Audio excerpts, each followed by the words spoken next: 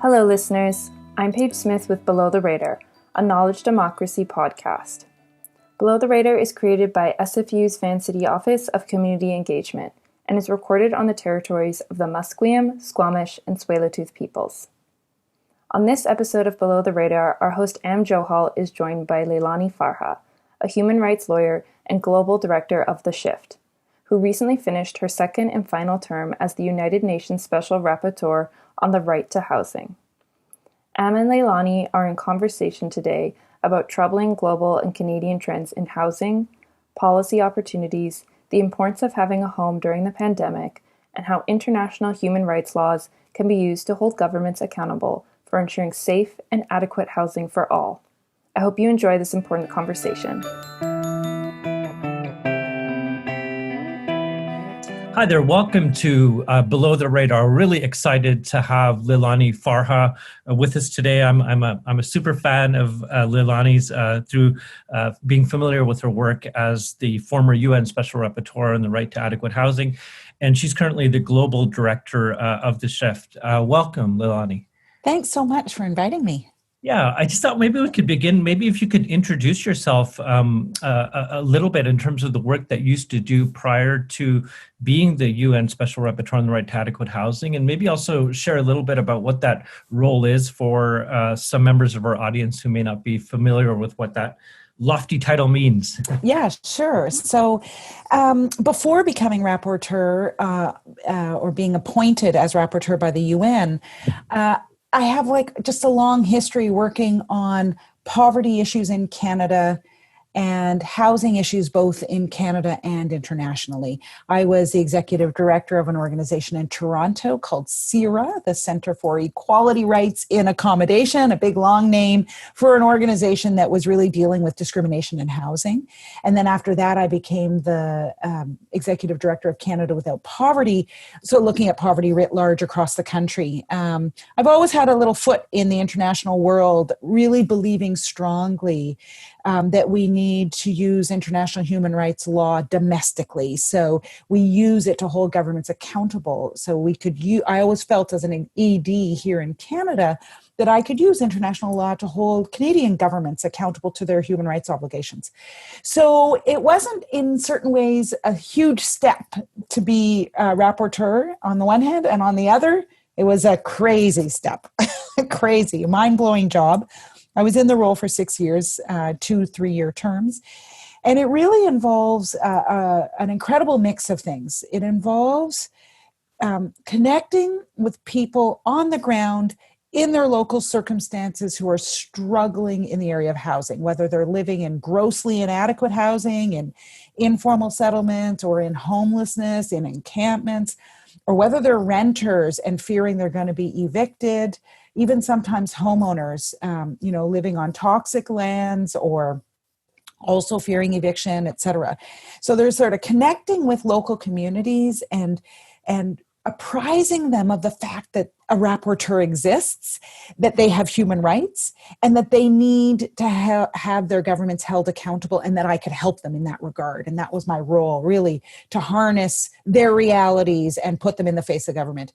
And then on the flip was working with governments and interacting with governments to get them to realize, yes, housing is a human right. Yes, they do have international human rights obligations, and they have to implement housing as a human right, and that means something. So those were the kind of two big ways in which I acted as a rapporteur. And then there's lots of smaller things you do. You go on fact-finding missions, you write letters of concern or communications, we call them, legal letters, all with the aim of trying to hold governments and third-party actors accountable to human rights.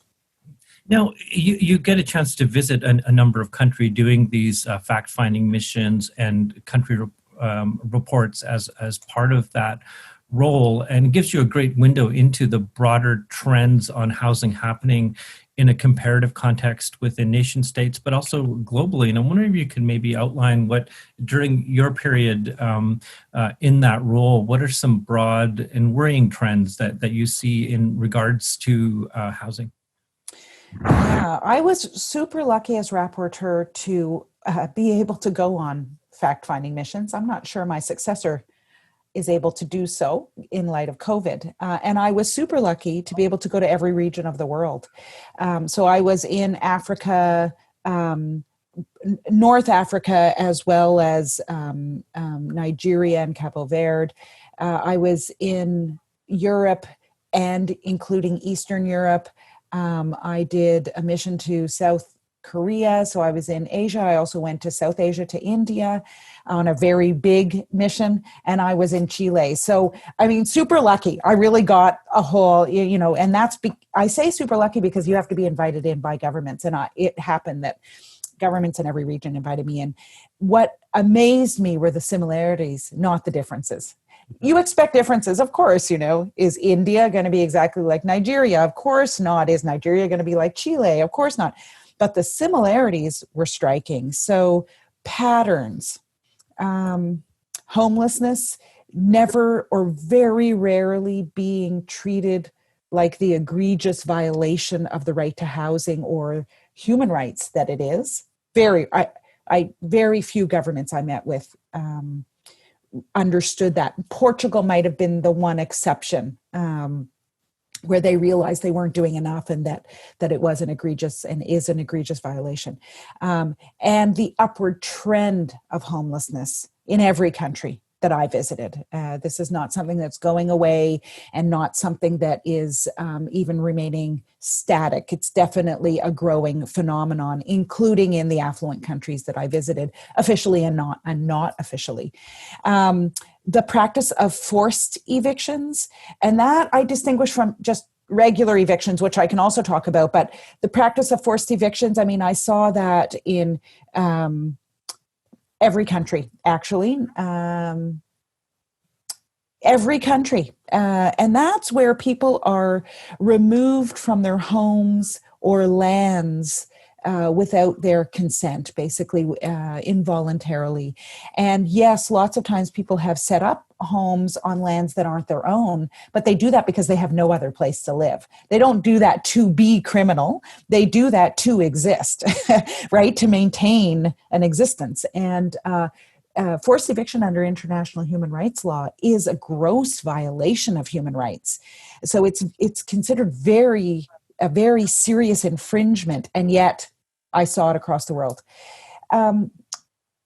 Evictions, which are distinguished because evictions tend to be legal. In other words, they're done using law and using, like here, you're evicted for arrears, for example. You can't pay your rent. You can be served with an eviction notice. But evictions into homelessness is a violation of international human rights law. And I saw that as a pattern in many, many places, absolutely. And lastly, I'll just throw out one more thing, which is sort of a pet research interest and interest of mine, which is the financialization of housing. So that's definitely emerging in every country in very different ways, admittedly. But that's where big financial actors move into the area of housing and start purchasing. And the effect of that is often to make the housing unaffordable. It's often rental accommodation. I have to say, I didn't see it in India in the way that I saw it, for example, in Portugal. Portugal has a golden visa program. Golden visa programs allow foreigners to invest in a country, normally through real estate. You have to make a certain allocation of investment, and then you suddenly become a resident of the country and even a citizen over time. And that is, in the case of Portugal, that's causing a huge escalation in the cost of housing. In fact, the government has just recently put a cap on golden visas and where you can invest in property, because it was making it impossible to live in Lisbon, for example, or Porto, two of the most major cities, obviously, in Portugal. But this over-financialization of housing, treating it as an investment, treating it as a place to hide capital, a lot of corrupt money in real estate. In fact, they say 80%, I read somewhere, 80% of corrupt money goes into real estate and residential real estate. It's a great place to hide money. That I saw as a phenomenon in many, many places. Nigeria. I mean, so you're looking at Nigeria, a very different country than Portugal, and yet they both have this financialization, the hiding of corrupt money as a very prominent part of their real estate sector. And I think it's such an important role the independence that the UN Special Rapporteur has. I know when Maloon Qatari visited here prior to the Olympics in 2010, where clearly there was massive gentrification, evictions going on, to highlight the voice of civil society was really important. But you see a city of Vancouver 12, 13 years later, despite recommendations being put forward, not acting them. In many ways, the inequalities have been exacerbated, and Vancouver's had a crisis of the disconnection between median income and housing prices for a long time, both in terms of ownership and rental. It's defied economic logic in so many ways. The average cost of a detached house on the west side of the city of Vancouver is $3 million. On the east side, it's still $1.4 million. Condo prices are $801,000 on the west side of the city, $595K on the east side of the city. And so when we look at what the median income is here, you can see why it's hard to go very far in Vancouver without housing coming up as a social conversation. It inflects every fiber of its being in so many ways. And in an exceptional pandemic context where people are imagining new policy blueprints and also fiscal stimulus packages and ways of reinvesting into the economy, this question of what can governments do. We have CMHC at the federal government. Evan Siddle, the CEO, is quite prominent on Twitter, critiquing policies and pieces. But from your vantage point, having done this job as UN Special Rapporteur, living in Canada, you must look very closely in the Canadian context. And yes. So my question would be, first of all, let's start with the national government. Where have they failed, and what could they be doing in this context right now, where a lot of policy questions are being interrogated? Yeah, so let's start with where they haven't failed. Let's start with something really cool that they did. So last year, around this time, I think it was July 2019, the national level government adopted the National Housing Strategy Act.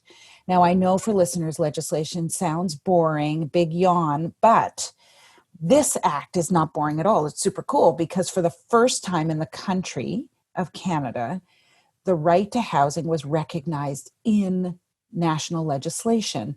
And it goes even further because it's recognized that it is the housing policy of the government of Canada that housing is a fundamental human right. So they took this amazing first step last year. So where they need to go now is the follow through. And so there has been, I would have thought, in the face of a deadly pandemic, where there is no medicine to cure this, there is no vaccination to protect against this deadly virus, that where the only prescription originally offered was stay home, wash your hands and physical distance, I would have thought that they would have used those facts to implement the right to housing. And they haven't done that yet. So what does that mean? So what am I talking about? Well, I'm talking about, one, for sure, the stay-at-home policy should have meant ending homelessness in the country. You can't say, oh, the policy of the government of Canada and every province and territory thereafter is to stay home in the face of COVID-19. But we're not going to end homelessness. It doesn't make sense. That's just, okay, I am a lawyer, but that's like grade 5 logic, right? And so they didn't show leadership to say, we are adopting a stay-home policy in compliance with the World Health Organization, and therefore we are going to commit to ending homelessness. They didn't even say it, let alone try to do it. They did increase the amount of dollars for the Reaching Home, and I put that in quotes, Reaching Home program. So they increased the dollars, but the dollars weren't enough for cities. That's money that goes directly from federal government to cities. there weren't enough dollars to ensure that cities could really end homelessness themselves. And then cities don't even have the capacity to do that. And we can talk about that separately. So there was, I would call that a failure to implement their own policy. And like when they adopted the stay home policy, that's a housing policy. And they didn't recognize that they themselves had adopted a housing policy. But in so doing, that should have triggered that legislation where they recognize housing is a fundamental human right. In any event, they could have shown leadership also on the issue of evictions. I mean, I'm sure in Vancouver it was worse. I mean, the stark figures you gave them, like just very stark figures, right? I mean, Vancouver is one of the most expensive cities to live in terms of housing in the world. And I would imagine that it was the same in Vancouver as it was in so many other places, that after about a month of economic instability caused by the pandemic, a lot of people were probably quaking in their shoes that they were not going to be able to pay their rent after just 1 month, because average people don't have any savings because they're paying so much out on housing. It's the number one household cost for people in lower income categories. And so the government should have, national level government should have stepped in immediately and said all provinces and territories must declare a moratorium on evictions. As it happens, all provinces and territories did do that, but the federal government wasn't showing leadership.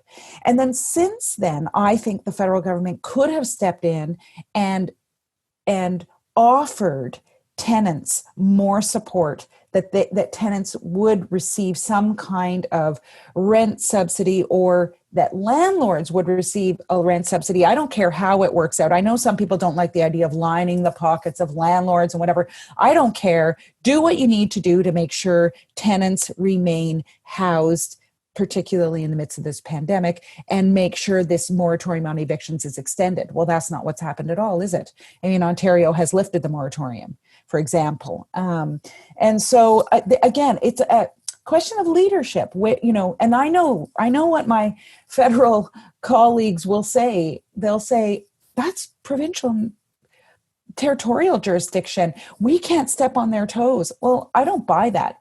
We are in a national crisis. We are in a state of crisis. And I know a state of emergency was never declared at national level for a whole variety of reasons. But the government at national level stepped in to other provincial areas quite readily. Look, they tried to procure ventilators. Well, the procuring of medical equipment like that is absolutely provincial jurisdiction. There's no doubt about it. And yet, national level government was running around looking for ventilators from other countries and securing those. So I'm sorry, adequate housing, access to adequate secure housing is as important during this pandemic, if not more important now than ventilators. So, where were they? I do think the federal government should immediately step in and start acquiring properties. And I'm not the only person to say this. I think I was pretty quick out of the blocks. I wrote them a letter early on and said, you must do this. There will be distressed assets available, and there will just be assets available, even if they're not distressed assets, and you should move in, use your purchasing power. CMHC knows how to make a deal quick and do this stuff. Use Evan and his skills and CMHC to do this. And just today, as a matter of fact, the Federation of Canadian Municipalities, which is a convening of municipalities all across the country, many hundreds of municipalities, put out an acquisition call to action to the federal government, saying you really need to acquire, and what you acquire should go toward developing deeply affordable and affordable housing. I think that was a long answer to your question. One of the issues that have come out in BC is that a lot of the national dollars haven't flowed into BC or to Vancouver, and that's a separate issue of rollout of policies. But if one of the big sort of policy questions out there, if we were going to, at a macro level, retilt the policy instruments to redraw a relationship between income and the cost of housing, where would you go with that policy-wise? What are, in terms of if we're starting with the national government, the federal government? Yeah, such a good question. And it's not easy. What I had recommended, just like with existing tenants who are struggling in the pandemic, I had suggested that not just that there be a moratorium on eviction, but that landlords be instructed that they not charge more than 30% of anyone's income on rent. And that if landlords couldn't survive, if they couldn't pay their mortgages whilst only receiving 30% of incomes from their tenants, that landlords could then pivot to CMHC and to national level government to receive some subsidy or figure out their plight. But that the primary plight is that of tenants, and that they shouldn't be spending more than 30% of their income on rent at this time. And I was told that that's too complicated and all sorts of stuff. Maybe it is. I don't know. Why don't you try? I know that in the US, in certain jurisdictions in the US, they are trying that. And so, my approach would have been, if you have zero income, you pay 30% of zero, which is zero. And if you're, getting the CERB, you pay 30% of the $2,000 that CERB was affording you. And that's it, kind of thing. I do think as we look down the road, it would be super interesting if new projects, new builds, new repurposing of properties take as the starting point low incomes and average incomes and say, okay, we know that the average 4-person family with one income earner is making this amount, whatever it is, let's say $47,000 a year. What can we do to create a unit that is going to be not more than, let's say, 27% of their household income? What does that look like? So the starting point should be, who do we think this is going to house, this building? Well, we know it needs to house people who are living in social assistance, who receive social assistance, and low income earners, minimum wage earners, etc. Okay, so what does that mean? What materials are we going to use as we build this? How are we going to build in a way that's cost efficient, et cetera? But take that as the starting point versus as I understand it, and I don't really know that much about the new development of housing, but I think generally what they take as a starting point is land value. That's where they start. And then construction costs based on average construction costs, which are incredibly expensive in this country, et cetera, rather than trying to figure out new means based on what the income is going to afford that property. I don't know what that would look like in the end, to be honest. Again, I'm a human rights lawyer. This is way outside my bailiwick, but trying to at least engender more creative ways of looking at income as the motivating factor. I mean, the other way that new builds happen, as you know, is they're investor driven. It's like, okay, I'm going to build this condo because I know I can sell 3 full floors of this in a snap to a single investor, private equity firm, or individual of ultra high net worth who's going to turn all of those units into Airbnb units. Right? I mean, that's just completely building with the wrong starting point. Now, there's, forms of market incentivization hasn't produced affordability in Vancouver.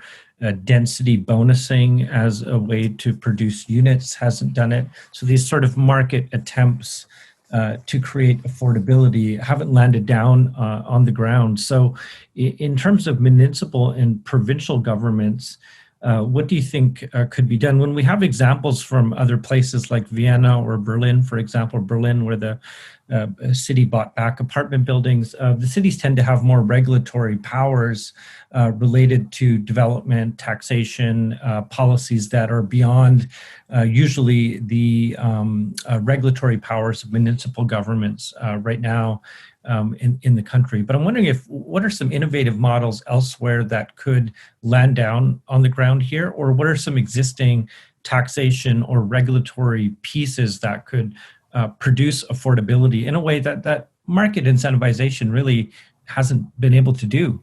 Yeah. First of all, I actually don't want to answer your question directly to begin with. I want to say that I do think there needs to be, and I'm not the first to say this, I mean, for gosh, not the first to say this, there needs to be a new relationship between different orders of government in this country. There has to be a new way for them to work. I've heard, you mentioned the lack of rollout of money to BC, and I've heard that part of the stalling, I've heard the mayor of Montreal say that there's a stall in money flowing to Montreal from the federal government. It's not acceptable. We're dealing with a human right. It's not, we're not dealing with, I don't know, money for something that's not a human right. This is a human rights area. And so all these jurisdictional disputes, et cetera, are completely unacceptable while people are suffering, living in tents on sidewalks in the 10th largest economy in the world. I mean, it's absurd. The other day when I was brushing my teeth, probably too much information, but I was thinking, maybe in the era of COVID, maybe federalism is kind of dead and it just doesn't work. And maybe we need some other kind of arrangement, at least right now. And then from that might spring other things once the pandemic is over and is under control, et cetera. So that's just a more sort of macro looking at your question. I have seen some really interesting things around the world at city level in particular. But of course, as you say, different cities have different powers. For sure, Berlin and Barcelona are kind of some leading lights. In fact, Barcelona is the city of Barcelona is in the midst of, I think they just issued a call to action to different orders of government in their own country, saying that they need greater powers and more support from different levels of government to do the kinds of things that they want to do. In particular, they're really interested in rent controls and rent freezes. Berlin did pass legislation to impose, actually, and so did Denmark, I think, as a whole, 5-year rent freezes. And that's to disincentivize, is that a word? Big financial actors from plopping into a residential real estate market and pulling out quickly. Because if there's a 5-year rental freeze, so rents can't go up for 5 years, that's very unattractive to an investor who's looking for a quick win. Go in, make 20% return every year for 3 years and pull out. And so those sorts of regulations can be quite effective. In Denmark, they actually called their law colloquially the Blackstone law. So Blackstone's a big private equity firm, one of the biggest in the world, and has engaged in this kind of, purchasing of residential real estate and going in quick and coming out quickly, and causing great distress to tenants by raising rents to satisfy shareholders. And so Denmark came up with this Blackstone law to try to prevent that. So they actually said directly to Blackstone, you're welcome into our country as long as you abide by our laws. And we believe housing is a human right. And here's, we're passing this legislation. That was at national level, but the same thing was done at city level in Berlin and in Barcelona. Or I think Barcelona is now looking for a rent freeze. I don't think that's been secured legislatively. There's been lots of interesting stuff going on around Airbnb in Lisbon and in Barcelona again. Interesting in that Lisbon is using the carrot approach and Barcelona is using the stick approach. So Lisbon has said to Airbnb owners, if you turn your units into long-term affordable housing units available for local residents, we will incentivize that. So we'll give you tax breaks and other benefits. Unfortunately, and this goes to your point, it hasn't been well subscribed. So not such an effective measure. I heard that Deputy Mayor Anna Bailau in Toronto was going to introduce something similar. I'm interested to see if she tweaks it to try to make up for the fact that Lisbon's hasn't worked very effectively. In Barcelona, Mayor Ada Colau has done the opposite. She said to Airbnb owners, cough up your units. If those units are standing vacant or have been vacant for a year, it's not just Airbnb, it's anyone with a vacant unit for more than a year. We're going to expropriate those. So, she's using a big stick there. And we'll expropriate them, she said, to provide affordable housing to those in need. In particular, I think in both cases, it's key workers that they're really concerned about. So, people who are propping up the healthcare industry, for example, and healthcare services. So, and others. Those are just, a couple of interesting things. I think one thing that I don't talk about enough, and I'm just going to put it out there, that the city of Seoul in South Korea did. It's a totally different take, and it has nothing to do with the pandemic, but they've set up they've kind of declared themselves a bit of a human rights city, and they have set up mechanisms for people to be able to claim their human rights at local level. And so this is this is not tinkering with policy at the moment. This is about recognizing that certain areas, including housing, are human rights, and that in order for human rights to be meaningful, people have to be able to claim those rights. So where they feel they've been infringed, they should be able to go somewhere and say, hey, my rights have been infringed. And so the mayor of Seoul, unfortunately now deceased, set up a whole human rights mechanism where local people in Seoul could go and actually claim their rights. And there were particular provisions around evictions, for example, forced evictions. So if you were forcibly evicted, especially during bad weather or inclement weather, you could go and make a claim about that at city level. Very interesting and quite unique. We're seeing some interesting phenomenon happen even within the pandemic context, where the real estate market is in flux, the prices are holding, and certainly the condoization allowed for windfall profits. But now we're also seeing big players coming in from Toronto and other places in terms of purchasing rental assets, which weren't the area where the money was flowing into. And I'm just wondering, from a regulatory, where we have a scenario where people have bought into their 10th, 12th, 15th property, that could there be some sort of escalated taxation that cools off that concentration of real estate, which really drives up prices and places people in precarious situations? It seems to me that the taxation and the other kind of policy levers that could be pushed to make a more equitable housing context, both for rental and ownership, hasn't fully been used. And I'm wondering if you could point out what some of the gaps are that are sort of the low-hanging fruit that governments could move on to kind of stabilize a market that's a little bit more sane for people. Definitely. So one of the financial instruments that makes buying up of multi-family dwellings, apartment buildings, so easy and attractive is there. The instrument is called an REIT, a real estate investment trust.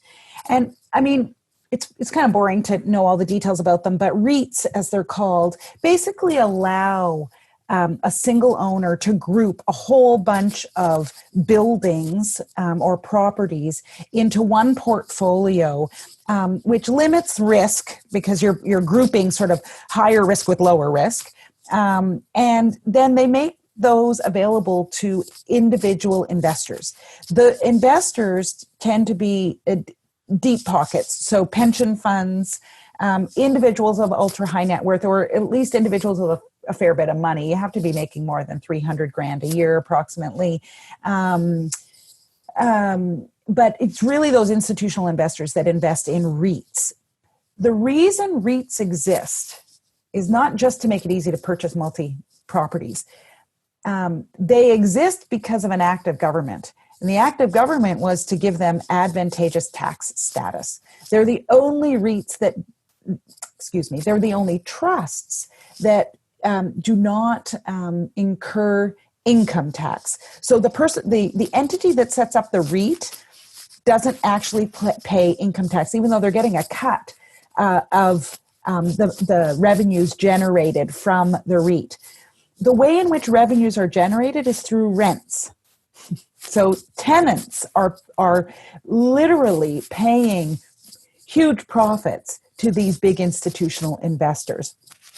And so one quick fix would be to change the tax benefits of REITs. The minute you do that, you would see a curtailment of the number of REITs. I'm sure of it, because it's because of this advantageous tax status that these are established. That's one. Two, I think that we should be curbing the number of properties an individual owner can purchase. And so then you say to me, well, how will we do that? Because they all have these subsidiary companies, and, it's like you can never tell. Like, so Starlight's a big purchaser. Well, they would just, maybe formed a number company, and we wouldn't be able to tell. So then what we would need is transparency. Legislation requiring ownership, complete ownership transparency, that numbered companies wouldn't be allowed, that real ownership had to be transparent. So those are, I don't think any of what I've just discussed, if me, a lowly human rights lawyer, can think of these things and imagine these things, surely this can be done. I don't think it's rocket science. Those are just a couple of things. If you look at some of the big ones, Starlight is actually has a Blackstone as an institutional partner. If you go to Starlight's website, you can see they'll list all the properties that they own. And what you'll see is like this, 100 Dufferin Street, 102 Dufferin Street, 104 Dufferin Street, 106, 108, 112. And so they're owning entire neighborhoods. It's completely unacceptable. Timber Creek's another one in Ottawa. Timber Creek's a big player. They own this entire neighborhood called Herongate and have been engaged in one of the biggest evictions of tenants this country has ever seen, of racialized low-income tenants. Completely, if they had been prevented from having a monopoly of an entire neighborhood, that might have been prevented. Leilani, thank you so much for joining us. Any final thoughts in terms of what we could be looking forward to in housing in this environment? You know what? I've talked so much. I am hopeful that the coming throne speech, I don't know when this is airing, but there's going to be a throne speech in September. I am hopeful that with a new finance minister in place, Chrystia Freeland, that we might see some more progressive movement on the housing and homelessness front in this country. It's desperately needed. The country's in a crisis. You're in Vancouver. You know it better than most. It's just unacceptable that people would be living on the streets, both in a pandemic and outside of a pandemic. It's terrible that people are suffering and worrying that they're going to lose the housing that they do have. Something has to be done. So I'm hopeful it's going to come. Thank you so much for joining us on Below the Radar, Leilani. Pleasure. Thank you. Thank you for listening to this important and timely conversation with Leilani Farha. To find out more information about the work she does, go to maketheshift.org. That's make-the-shift.org. And see the show notes for additional resources. As always, you can keep up with Below the Radar by following us on Facebook at Below the Radar Pod and on Twitter at BTR_pod. Thanks again for tuning in, and we'll see you next time on Below the Radar.